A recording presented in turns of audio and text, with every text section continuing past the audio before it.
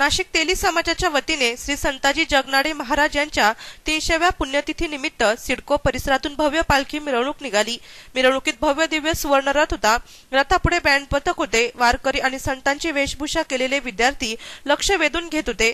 पारंपरिक वेशभूषा आणि फेटे परिधान करून महिला व पुरुष मिरवणुकीत सहभागी झाले होते। मिरवणुकीचा प्रारंभ मंडळाचे मार्गदर्शक व आधारस्तंभ कार्यक्रमाचे अध्यक्ष बीजी दादा चौधरी यांनी श्रीफळ वाढवून केला।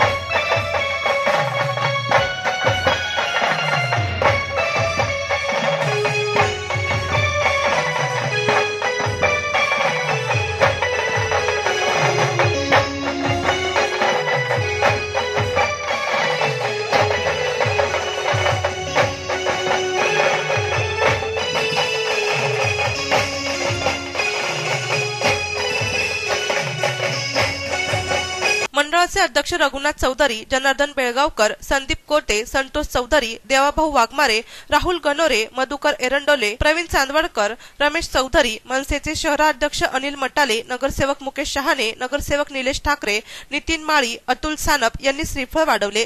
पालखी व सुवर्णरथाची मिरवणूक पवननगर स्टेडियम पासून सुरू झाली। पालखी मिरवणुकीचे नियोजन डॉक्टर राम बोरसे, अर्जुन वेताळ यांनी केले होते।